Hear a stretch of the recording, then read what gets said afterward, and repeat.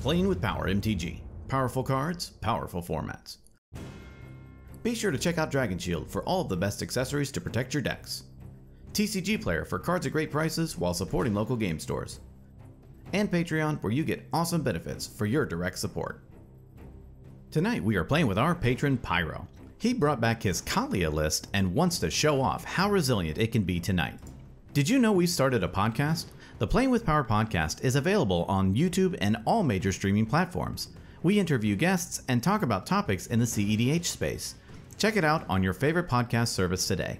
Now, let's start out by showcasing our fighters this evening. First, we have team member Cal piloting Rashmi, Eternity's Crafter. This is a control deck that seeks to control the game, accrue value, play permission, and close the game with a combo.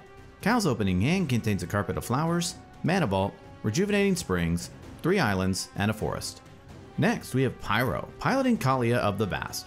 This is a Mardu Blitz deck. It looks to attack with Kaalia and cheat large threats onto the battlefield and overwhelm opponents. Pyro's opening hand contains a Gemstone Caverns, Mana Confluence, Esper Sentinel, Stoneforge Mystic, Marsh Flats, Hammer of Nazan, and a Ryuzi, the Falling Star. After that, we have Ryan piloting the partner pair of Jeska, Thrice Reborn, and Ishai, Uchitai Dragon Speaker. This is a Jeskai Storm list that looks to combo off with Underworld Breach lines.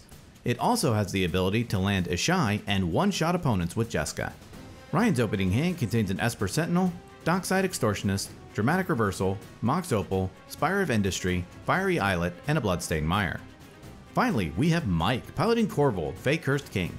This is a Storm deck leveraging treasure creation through Dockside combined with the draw advantage created by its commander. Mike's opening hand contains a Stomping Ground, Windswept Heath, Talisman of Indulgence, Soul Ring, Dark Ritual, Autumn's Veil, and an Abrupt Decay. Without further ado, let's begin this crazy kinky kooky cacophony of cards. Since Cal brought a control deck to tonight's game, everyone felt sorry for him and let him go first. But Pyro has a pre-game action and puts Gemstone Caverns onto the battlefield, exiling Ryuzi, the Falling Star. Cal draws a card for turn and plays a Rejuvenating Springs. He casts Carpet of Flowers. Cal passes. Pyro draws a card for turn and plays a Marsh Flats. He casts Esper Sentinel. Pyro ends his turn. Ryan draws and plays a Bloodstained Mire. He cracks it, pays a life, and fetches up a plateau onto the battlefield. He also casts an Esper Sentinel. The other players groan, and Ryan passes the turn. Mike draws and plays a Stomping Ground into play untapped, paying 2 life. He casts a Soul Ring. Pyro and Ryan's Esper Sentinels trigger, and they both draw. Mike casts a Talisman of Indulgence and gives the turn to Cal. Cal draws and plays an island. He casts a Mana Vault. Both Sentinels trigger, and Pyro and Ryan draw. Mana Vault resolves, and Cal ends his turn.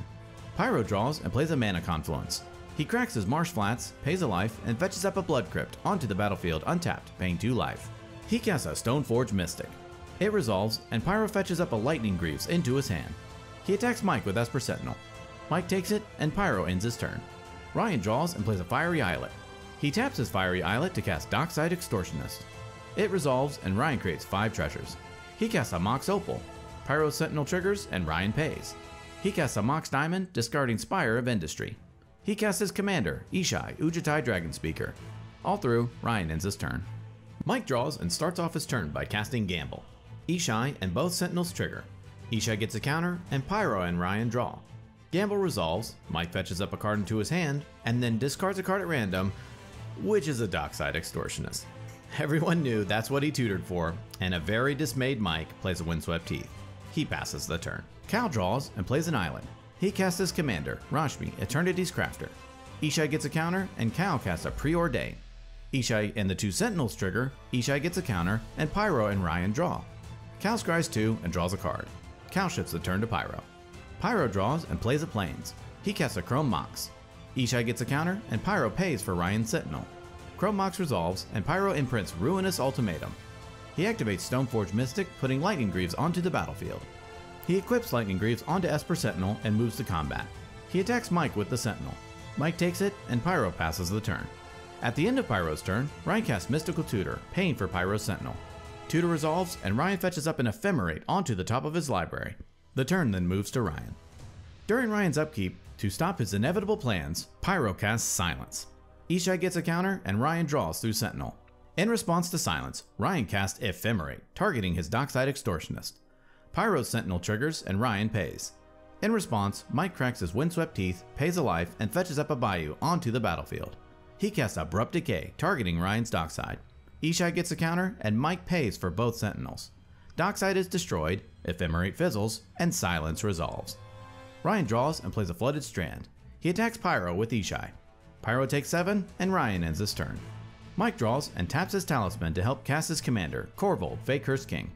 It enters, and Mike sacks his Talisman of Indulgence to Korvold. Korvold triggers and gets a 1/1 counter, and Mike draws a card. He plays a Spire Garden and passes the turn. During his draw step, Cal takes a damage from his Mana Ball. He plays a Forest for turn. He casts Oko, Thief of Crowns. Ishai, both Sentinels, and Rashmi all trigger. Ishai gets a counter, Cal pays for Ryan's Sentinel, Pyro draws from his Sentinel, and then Rashmi's trigger resolves. Cal reveals the top card of his library, which is an Opt.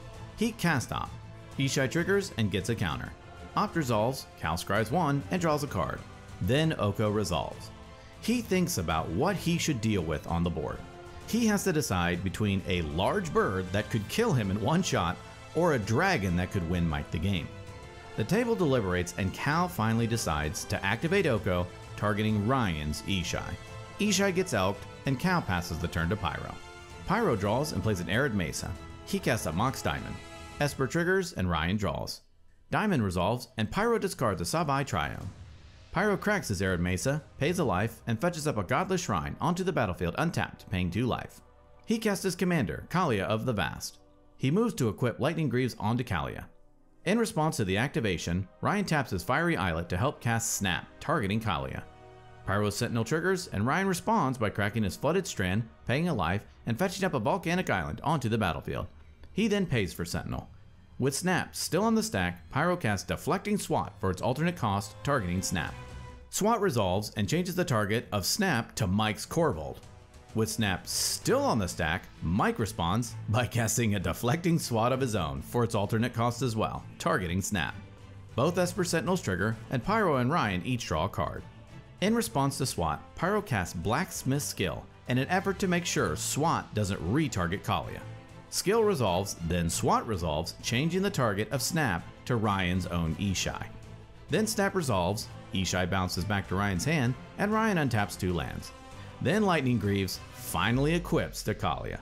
He attacks Ryan with Kaalia. Kaalia triggers, and Pyro puts a Hellkite Tyrant onto the battlefield, tapped and attacking Ryan. Ryan takes it all, Tyrant triggers, and Pyro gains control of all of Ryan's artifacts. With nothing else, and Ryan evaluating where it all went wrong, Pyro passes the turn. Ryan draws and looks at his pitiful board state. He plays a Sacred Foundry into play untapped, paying 2 life. He casts a Jeweled Lotus. Both of Pyro's Esper Sentinels trigger, and Pyro draws 2 cards. Ryan cracks his Lotus to recast his commander, Ishai. Ryan taps his Fiery Islet to cast Rhystic Study. All through, Ryan passes. Mike draws and casts Dark Ritual. Ishai gets a counter, Ryan draws through Rhystic, and Pyro draws 2 through Esper Sentinel. Mike then makes 3 black. He casts Wishclaw Talisman. Ishai gets a counter, and Ryan draws through Rhystic. He activates Wishclaw Talisman, fetching up a card into his hand and giving Wishclaw to Cal. Mike casts Reanimate, targeting his dockside. Ishai gets a counter, and Mike pays for Rhystic. In response, Ryan casts Force of Will, paying a life and exiling a blue card from his hand. In response, Mike casts Autumn's Veil. Ishai gets a counter, and Ryan draws through Rhystic. Autumn's Veil resolves, Force of Will fizzles, and Reanimate resolves. Dockside Extortionist enters the battlefield, Mike loses 2 life, and Mike creates 11 treasures. Mike cracks a treasure for mana. Korvold triggers, and in response, Pyro casts Swords to Plowshares, targeting Dockside, which is the main engine of Mike's deck. Ishai gets a counter, and Ryan draws through Rhystic. In response, Mike cracks a treasure for mana. Korvold triggers, gets a counter, and Mike draws. He cracks another 5 treasures, one at a time, triggering Korvold, getting a counter, and drawing a card. Mike finally found the card he wanted, and casts Ad Nauseam. Ishai gets a counter, Ryan draws through Rhystic, and Ad Naus resolves. Mike reveals a Veil of Summer, Jeska's Will, Ancient Tomb, Eternal Witness, Elves of Deep Shadow, Peer into the Abyss, Marsh Flats, City of Brass, Viscera Seer, Ancient Stirrings, Mox Diamond, Vampiric Tutor, Carpet of Flowers, Grim Monolith, and a Summoner's Pact, deciding to stop there. With Swords to Plowshares still on the stack, Mike casts Vampiric Tutor. Ishai gets a counter, and Ryan draws through Rhystic. Mike then fetches up a card onto the top of his library and loses 2 life. Mike cracks another treasure, getting a mana and drawing through Korvold. He casts Culling the Weak, sacrificing Dockside as an additional cost. Korvold triggers, gets a counter, and Mike draws. Ishai gets a counter, Ryan draws through Ristic, and Mike makes 4 black. Then Swords to Plowshares fizzles, and Mike draws through the original Korvold trigger. Mike casts Viscera Seer. Ishai gets a counter, and Ryan draws through Ristic. In order to stop any further potential issues, Mike casts Nature's Claim, targeting Ryan's Ristic study. Ishai gets a counter, and Ryan draws through Ristic. Since Autumn's Veil is still in effect, Ryan has no responses, Ristic is destroyed, and Ryan gains 4 life. Mike casts a Mox Opal. Ryan begins vaguely tracking his Ishai triggers from here on out. Mike casts Mox Diamond, discarding Blood Crypt. He casts Chrome Mox, imprinting Elves of Deep Shadow. He casts Corpse Dance, with buyback, targeting Dockside. Dockside re-enters the battlefield, Corpse Dance returns to Mike's hand, and Dockside creates 10 treasures. Mike casts Worldly Tutor. He fetches up a Skirk Prospector onto the top of his library. He cracks a treasure and draws off of Korvold. He casts Skirk Prospector. Mike cracks 4 treasures, drawing 4 cards off of Korvold. He sacrifices Dockside Extortionist to Skirk Prospector for a red. Korvold triggers and Mike draws. Mike presents a loop of cracking treasures, drawing through Korvold, casting Corpse Dance, and reanimating Dockside for more treasures, and sacrificing it to Skirk Prospector to put it back into his graveyard. He continues this loop to amass a bunch of mana and draw a lot of cards. To prevent decking himself when he is almost out of cards, he sacrifices his Korvold to Viscera Seer. He then continues the loop to generate infinite mana. Mike casts Assassin's Trophy to begin closing out the game, targeting Pyro's Mana Confluence. In response, Pyro taps his Mana Confluence to cast Angel's Grace. Angel's Grace resolves, and now Mike is in a tough spot because he cannot kill Pyro this turn. Then Assassin's Trophy resolves, and Pyro fetches up a Plains onto the battlefield. So now Mike demonstrates another loop. He casts Eternal Witness. It resolves, and Mike returns Assassin's Trophy to his hand. He then sacks Eternal Witness to Viscera Seer. He casts Corpse Dance with buyback to return Eternal Witness to the battlefield. Witness enters and returns Assassin's Trophy to his hand. He can use this loop to destroy all of his opponent's permanents. He starts a loop by targeting Pyro's untapped Plains. Pyro taps it in response, Trophy resolves, and his Plains is destroyed, and Pyro fetches up a mountain onto the battlefield. Mike's next iteration of the loop targets Pyro's mountain. Pyro taps it in response, and using his floating mana, casts Boros Charm. It resolves, and his permanents gain indestructible until the end of turn. Now, staring down a board state he cannot destroy, and a player who cannot lose the game, Mike has to think of another plan. He casts an Underworld Breach. He casts Demonic Tutor. He fetches up a card into his hand from his very small library. Mike casts Praetor's Grasp. It resolves, and Mike exiles a card from Pyro's library. He now uses the Eternal Witness loop to return Praetor's Grasp to his hand and continually recast it, exiling every opponent's library. He casts all of the creatures in his hand. He casts Final Fortune, getting another turn after this one. He casts Finale of Devastation, where X equals a lot. He swings out at all of his opponents, who all die, except Pyro, who goes to 1. Pyro sees he's out of the game, and Mike moves to his next turn. On Mike's turn, he activates Deathrite, exiling an instant from his graveyard, killing Pyro, and winning the game.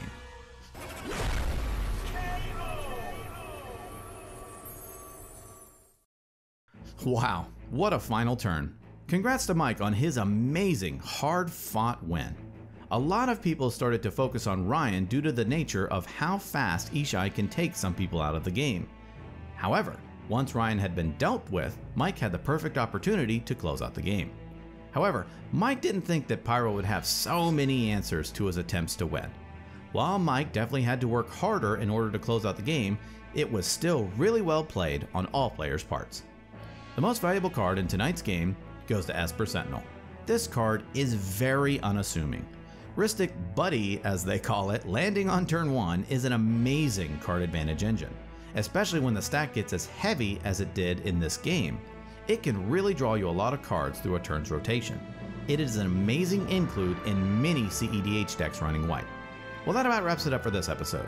Tune in next time when we duke it out to see who will be king of the competitive EDH table. Thank you so much for watching, and we will see you next time.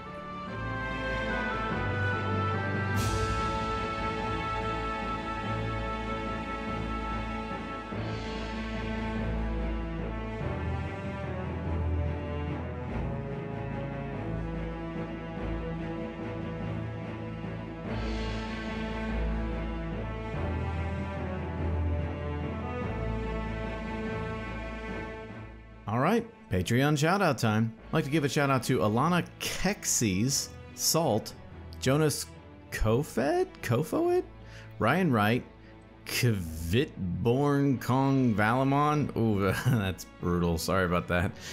Natalia Rubinovitz, Ivan, through Marion Descendant, Frapril, Connor Holtz, Nathan Smith, Elijah Miller, Pyro, Dark, Mr. Doc Profoliol McSwaggy Pants the Third. Oh boy.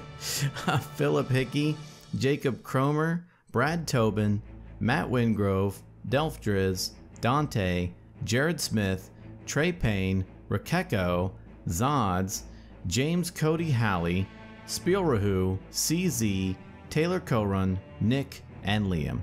Thank you all very much for your support.